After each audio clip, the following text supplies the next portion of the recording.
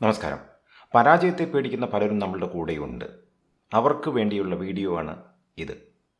Every adversity, every failure, every heart take carries with it the seed of an equal or greater benefit എന്ന് Napoleon hill പറഞ്ഞിട്ടുണ്ട്. ഓരോ കഷ്ടകാലത്തിൻ്റെയും, ഓരോ പരാജയത്തിൻ്റെയും, ഓരോ വിഷമത്തിൻ്റെയും കൂടെ അതിന് തുല്യമായിട്ടോ അല്ലെങ്കിൽ അതിൽ അധികമായിട്ടോ ഉള്ള ഗുണത്തിൻ്റെ വിത്തുണ്ട് എന്നാണ് നെപ്പോളിയൻ ഹില്ല് പറഞ്ഞത്. ദ ജോയ് ഓഫ് ഫെയിലിയർ, പരാജയത്തിൻ്റെ ആനന്ദം, തോൽവിയുടെ സുഖം, അതാണ് ഈ വീഡിയോ. നമ്മൾ ജീവിതത്തിൽ പല പല ഏരിയാസിൽ ഫെയിലിയർ അഥവാ പരാജയം അനുഭവിക്കുന്നുണ്ട്. ഒന്ന്, ബിസിനസ് ആൻഡ് കരിയർ. നമ്മുടെ ബിസിനസ്സിൽ, നമ്മുടെ ജോലിയിൽ നമ്മൾ പലപ്പോഴും പരാജയം നേരിടേണ്ടി വരുന്നുണ്ട്. ഉദ്ദേശിച്ച രീതിയിൽ ബിസിനസ് പോകാത്ത അവസ്ഥ, ജോലിയിൽ വിചാരിച്ച രീതിയിൽ എനിക്ക് ഉയരാൻ സാധിക്കാത്ത അവസ്ഥ, ഇതെല്ലാം ഫെയിലിയറായിട്ട് നമ്മൾ കണക്കാക്കാൻ സാധ്യതയുണ്ട്. രണ്ട്, ഫിസിക്കൽ ആൻഡ് മെൻ്റൽ ഹെൽത്ത്. ശാരീരികവും മാനസികവുമായ ആരോഗ്യ വിഷയത്തിൽ നമുക്ക് വീഴ്ചകൾ സംഭവിക്കാറുണ്ട്. മൂന്ന്, റിലേഷൻഷിപ്സ്. ബന്ധങ്ങളിൽ നമുക്ക് വിള്ളലുകൾ ഉണ്ടാകാറുണ്ട്. ഇതും ഒരു തകർച്ചയായി നമ്മൾ പലരും കാണാറുണ്ട്. നാല്, പേഴ്സണൽ ആൻഡ് പ്രൊഫഷണൽ ഗോൾസ്. നമ്മളെല്ലാവരും പല പല ഗോൾസുമായി മുന്നേറുന്നവരാണ്. പക്ഷെ പലപ്പോഴും നമുക്ക് അവിടെ എത്താൻ സാധിക്കാറില്ല. വഴിയിൽ തടസ്സം നേരിടേണ്ടി വരുന്നു, ഫെയിലിയേഴ്സ് അനുഭവിക്കുന്നു. അഞ്ച്, നോളജ് ആൻഡ് സ്കിൽസ്. അറിവിൻ്റെ വിഷയത്തിലും കഴിവിൻ്റെ വിഷയത്തിലും നമ്മൾ പരാജയം നേരിടാറുണ്ട്. ഉദ്ദേശിച്ച രീതിയിൽ കമ്മ്യൂണിക്കേഷൻ ചെയ്യാൻ പറ്റാത്ത അവസ്ഥ, ഇംഗ്ലീഷ് സംസാരിക്കാനുള്ള ബുദ്ധിമുട്ട്, ഇൻ്റർവ്യൂ ഫേസ് ചെയ്യുമ്പോൾ ഉണ്ടാകുന്ന ബുദ്ധിമുട്ട്, ഇതെല്ലാം നമ്മുടെ സ്കിൽസുമായി ബന്ധപ്പെട്ടതാണ്. അവസാനം ആറാമതായി, ചിൽഡ്രൻസ് ഫ്യൂച്ചർ. നമ്മളെല്ലാവരും ഒത്തിരി പ്രതീക്ഷകളുമായാണ് കുട്ടികളെ വളർത്തുന്നത്. അവരുടെ ഭാവി നമ്മൾ ഉദ്ദേശിക്കുന്ന രീതിയിൽ പോകാതിരിക്കുന്ന സമയത്ത് അതും നമ്മളെ സംബന്ധിച്ച് ഒരു വലിയ ഫെയിലിയറാണ്. ഈ പരാജയങ്ങളെല്ലാം ഇല്ലാത്ത ഒരു ജീവിതം നമുക്ക് സ്വപ്നം കാണാൻ കഴിയുമോ? സാധ്യമല്ല. JK റൗളിംഗ് പറഞ്ഞത്, it is impossible to live without failing at something unless you live so cautiously that you might as well not have lived at all, in which case you have failed by default. നമുക്ക് പരാജയമില്ലാതെ ജീവിതം മുന്നോട്ട് കൊണ്ടുപോകാൻ സാധ്യമല്ല എന്നവർ പറയുന്നു. അങ്ങനെ പരാജയമില്ലാത്ത വഴികളിലൂടെ നമ്മൾ സഞ്ചരിക്കാൻ ശ്രമിച്ചാൽ നമുക്ക് വളർച്ചയുണ്ടാവുകയില്ല. അപ്പോൾ നമ്മൾ ബൈ ഡീഫോൾട്ട് സാധാരണയായി തന്നെ നമ്മൾ തോറ്റ രീതിയിലാകും. JK റൗളിംഗ് ബ്രിട്ടീഷ് എഴുത്തുകാരിയാണ്. ഹാരി പോർട്ടർ സീരീസ് എഴുതിയ ഓഥർ. ഹാരി പോർട്ടർ സീരീസ് പുസ്തകം എഴുതിയ സമയത്ത് ഏതാണ്ട് 12 പബ്ലിഷേഴ്സ് ആദ്യം തന്നെ അവരുടെ റിജക്റ്റ് ചെയ്യുകയാണ് ചെയ്തിട്ടുള്ളത്. അവസാനം ബ്ലൂംസ്ബറി എന്ന പബ്ലിഷർ അവരുടെ പുസ്തകം പബ്ലിഷ് ചെയ്യാം എന്ന് ഏറ്റു. പക്ഷേ പേര് മാറ്റണമെന്ന് പറഞ്ഞു. ജോൻ റൗളിംഗ് എന്നുള്ളത് ഒരു സ്ത്രീയുടെ പേരായത് കാരണം കുട്ടികൾ ആ പുസ്തകം വായിക്കില്ല എന്നവർ പറഞ്ഞു. അത് കാരണം അവർ JK റൗളിംഗ് എന്ന പെൻ നെയിമിലാണ് പുസ്തകം പബ്ലിഷ് ചെയ്തത്. 500 മില്യൺ കോപ്പീസാണ് വിറ്റഴിച്ചത്. 70 ഭാഷകളിൽ പരിഭാഷ ചെയ്യപ്പെടുകയും ചെയ്തു. ഫോബ്സിൻ്റെ പട്ടികയിൽ 2008-ലും 2017-ലും 2019-ലും highest paid author in the world എന്ന പേരാണ് JK റൗളിങ്ങിന് ലഭിച്ചത്. അപ്പോൾ 12ഓളം പബ്ലിഷേഴ്സ് നിരസിച്ച സമയത്തും അവർ വിട്ടുകൊടുത്തില്ല, അവർ പിടിച്ചു നിന്നു. അതാണ് JK റൗളിങ്ങിനെ വിജയത്തിലേക്ക് എത്തിച്ചത്. Failure, as much as it hertz, is an important part of life. Failure is necessary. നമ്മുടെ ജീവിതത്തിൻ്റെ പ്രധാനപ്പെട്ട ഒരു ഭാഗം തന്നെയാണ് പരാജയം അഥവാ തോൽവി എന്നാണ് ഇതുകൊണ്ട് നമുക്ക് മനസ്സിലാക്കാൻ സാധിക്കുന്നത്. Failure is an important part of life. Failure is necessary. എന്തുകൊണ്ടാണ് ഇത് പറയുന്നത്? 5 കാരണങ്ങളുണ്ട്.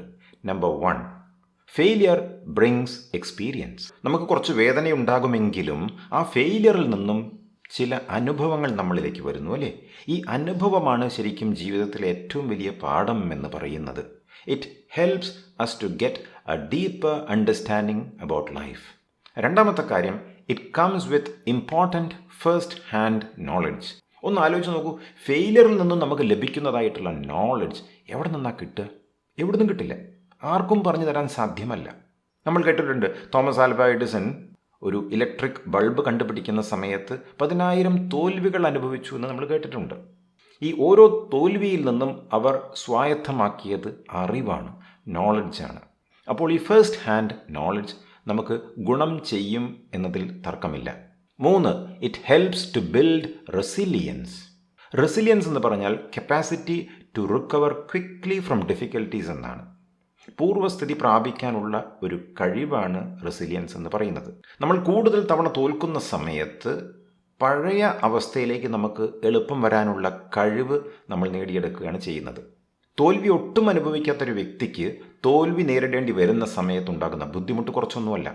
പലപ്പോഴും പല വീടുകളിലും നമ്മൾ കാണുന്നുണ്ട്, കുട്ടികൾക്ക് ഈ അവസ്ഥയുണ്ട്. പേരൻസ് കുട്ടികളെ ഒട്ടും വിഷമിപ്പിക്കാതെ വളർത്തുന്ന സമയത്ത് ചില വിഷമങ്ങൾ, ചില ഫെയിലിയേഴ്സ് ഉണ്ടാകുന്ന സമയത്ത് അവർക്ക് നേരിടാനുള്ള കഴിവില്ലാതെയായി മാറുന്നു. So in that sense failure is good. It helps to build resilience. 4, when we fail we grow and mature as human beings. ഫെയിലിയറിലൂടെ നമ്മൾ വളരുന്നു, നമുക്ക് പക്വതയുണ്ടാകുന്നു, നമ്മൾ ശരിയായ മനുഷ്യജീവിയായി പരിണമിക്കുന്നു ഫെയിലിയറിലൂടെ. പരാജയത്തിൻ്റെ പാതയിലൂടെ കടന്നുപോയ ഒരു വ്യക്തിക്ക് മറ്റുള്ള വ്യക്തികളെ സഹായിക്കാൻ കഴിയും, അവരെ അഡ്വൈസ് ചെയ്യാനുള്ള കഴിവുണ്ട്. അപ്പോൾ തോൽവി അനുഭവിച്ചവർക്ക് മറ്റുള്ളവരെ സഹായിക്കാൻ എളുപ്പമുണ്ട്, അവർ മറ്റുള്ളവർക്ക് നല്ലൊരു സപ്പോർട്ടായി മാറാനും സാധ്യതയുണ്ട്. 5, it brings a lot of spiritual value. തോൽവി ധാരാളം അനുഭവിക്കുന്നവരാണ് സാധാരണഗതിയിൽ സ്പിരിച്വലി ഇൻക്ലൈൻഡ് ആയിട്ട് മാറുന്നത്. ആത്മീയ വളർച്ചയ്ക്ക് ഒരു കാരണമാണ് തോൽവി. ധാരാളം തോൽവികൾ അനുഭവിക്കുന്നവർ സ്വയം ചോദിക്കുന്ന ചോദ്യമാണ്, ഇനി ജീവിതത്തിൽ എന്താണ് കാര്യം, ഈ ജീവിതം കൊണ്ട് എന്ത് പ്രയോജനം എന്നൊക്കെ ചോദിക്കുന്ന സമയത്താണ് അവർ സ്പിരിച്വലി തിരിയുന്നത്. അപ്പോൾ തോൽവി എന്തു തന്നെയായാലും മോശമല്ല എന്ന കാരണങ്ങളാണ് നമ്മളിപ്പോൾ കണ്ടത്. ബിൽ ഗേറ്റ്സ് പറഞ്ഞിട്ടുണ്ട്, champions know that success is inevitable, that there is no such thing as failure, only feedback എന്ന്. വിജയികൾക്കറിയാം വിജയം അനിവാര്യമാണ് എന്ന്, തോൽവി എന്നൊരു സംഗതിയില്ല എന്ന്. അദ്ദേഹം പറയുന്നത് തോൽവി അഥവാ പരാജയത്തിന് പരാജയം എന്ന് വിളിക്കുന്നതിന് പകരം ഫീഡ്ബാക്ക് അഥവാ റെസ്പോൺസ് എന്ന് വിളിച്ചാൽ മതി. നമ്മൾ ഒരു വിഷയത്തിൽ തോൽക്കുന്ന സമയത്ത് ആ തോറ്റതായ അനുഭവത്തെ ഫെയിലിയർ എന്ന് വിളിക്കുന്നതിന് പകരം ഫീഡ്ബാക്ക് എന്ന് വിളിച്ചോളൂ, പ്രതികരണമായി കണ്ടോളൂ. അതിൽ നിന്നും എന്ത് പാഠം എനിക്ക് പഠിക്കാൻ സാധിക്കും, ഞാൻ എത്തരത്തിലാണ് അടുത്ത പ്രാവശ്യം ഇതിനെ നേരിടേണ്ടത്, ഇങ്ങനത്തെ ചോദ്യങ്ങളെല്ലാം ചോദിച്ചു കഴിഞ്ഞാൽ ആ ഫെയിലിയറേ അല്ല, it is just A response, it is A feedback from the universe. ഇങ്ങനെ ഫെയിലിയറിനെ നേരിട്ടവരാണ് ശരിക്കും യഥാർത്ഥമായി സക്സസ്സിലെത്തിയിട്ടുള്ളത്. വാൾട്ട് ഡിസ്നിയുടെ കാര്യം നോക്കൂ. Walt Disney was fired by a newspaper editor because he lacked creative ideas. ഒന്ന് ആലോചിച്ച് നോക്കൂ, ലോകത്തിലെ ഏറ്റവും വിജയം കണ്ട അമേരിക്കൻ ആനിമേഷൻ ഫിലിം പ്രൊഡ്യൂസറാണ്. മിക്കി മൗസും ഡൊണാൾഡൊക്കെ അദ്ദേഹത്തിൻ്റെ ക്രിയേഷനാണ്. 26 അക്കാഡമി അവാർഡ്സിന് അർഹനായിട്ടുള്ള വ്യക്തിയാണ് വാൾട്ട് ഡിസ്നി. അദ്ദേഹത്തെ ഒരു ന്യൂസ് പേപ്പർ എഡിറ്റർ ഫയർ ചെയ്തു, ജോലിയിൽ നിന്നും പിരിച്ചുവിട്ടു. കാരണം എന്താണ്? ക്രിയേറ്റീവ് ഐഡിയാസ് ഇല്ലാത്രേ. അങ്ങനെ പരാജയത്തെ നേരിടേണ്ടി വന്നത് കൊണ്ടാണ് അദ്ദേഹത്തിന് വിജയത്തിലെത്താൻ സാധിച്ചത്.